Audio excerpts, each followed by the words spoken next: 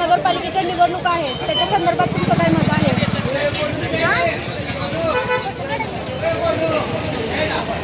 सांगोला नगरपालिकेची आणि महाराष्ट्राच्या नगरपालिकेच्या निवडणुका या 9 वर्षानंतर होत आहेत.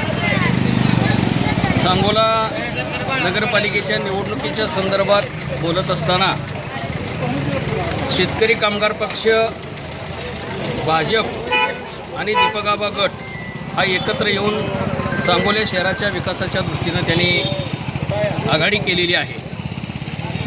ही आघाडी करत असताना सांगोला शहरामधले आणि सांगोला शहराच्या वाडेवस्त्यावरचे जे प्रलंबित प्रश्न आहेत हे प्रलंबित प्रश्न सोडवण्याच्या दृष्टिकोनातून ही आघाडी केलेली आहे.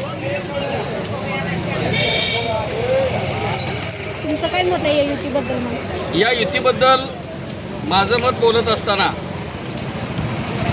या राज्याचे आदरणीय मुख्यमंत्री देवाभाऊ हे सांगोल्याचे विद्यमान आमदार डॉक्टर बाबासाहेब देशमुख यांच्या पाठीशी थोरल्या भावाप्रमाणे उभे राहिलेले.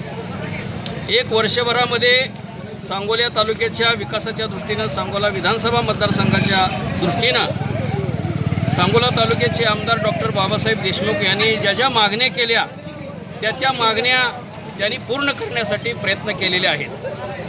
बऱ्याच गोष्टीचे मंजूर झालेले आहेत, काही कामं सुरू करण्याअभावी थांबलेली आहेत. इथून पुढच्या काळामध्ये सुद्धा देवाभाऊ हे आदरणीय मुख्यमंत्री देवाभाऊ हे सांगोल्याच्या शहराच्या आणि सांगोला मतदारसंघाच्या दृष्टीनं चांगल्या प्रकारचा निधी देऊन या सांगोला तालुक्याच्या विकासाला हातभार लावतील अशी माहिती. 50 वर्ष आमदार साहेबांनी सांगोला तालुक्यात सत्ता भोगली, पण अशा युतीचा कधी त्यांनी विचार केला नाही. या विषयावर तुमचं काय मत आहे? नाही, सांगोला आमदार साहेबांनी विधानसभेच्या निवडणूक सोडली, नगरपालिकेची निवडणूक असो, जिल्हा परिषद असो, दूध संघ असो, जिल्हा बँक असो किंवा ज्या ज्या सहकारी संस्थेच्या आणि सहकारी सूतगिरण्या असो, ज्या ज्या सहकारी संस्थेच्या निवडणुका असतील किंवा स्थानिक स्वराज्य संस्थेच्या निवडणुका असतील, या निवडणुकामध्ये वेगवेगळ्या पक्षाच्या वेगवेगळ्या आघाड्या घेतलेल्या आहेत. यापूर्वी सूतगिरणीमध्ये नागेश जोशी हे भाजपचे कार्यकर्ते असताना सुद्धा त्यांना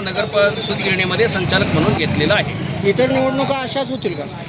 नाही, इथून पुढे काय होईल हे नेतृत्व ठरवतील. आम्ही नेतृत्वाच्या आदर्श मानून स्वर्गीय आबासाहेबांच्या विचाराचे आम्ही कार्यकर्ते आहोत.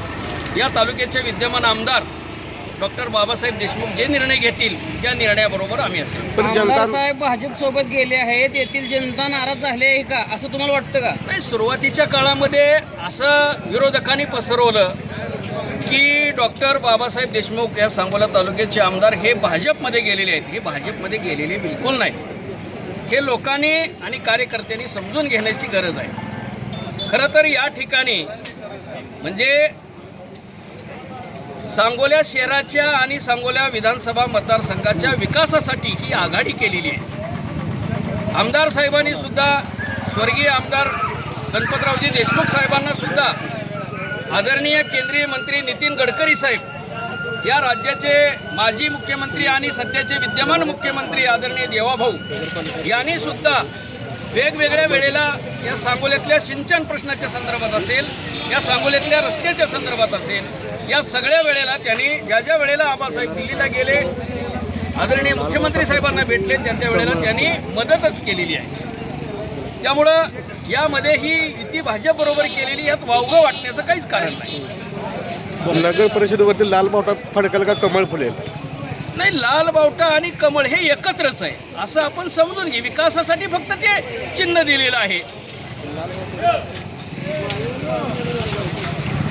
आत्ताच्या आपण जनतेच्या कौल यामध्ये पाहिलं की युती कोणासोबतही असू द्या, पण जनतेचा जो कौल आहे तो बाबासाहेब देशमुखांसोबतच आहे आणि आबासाहेबांवरचं प्रेम इथं दिसून येते.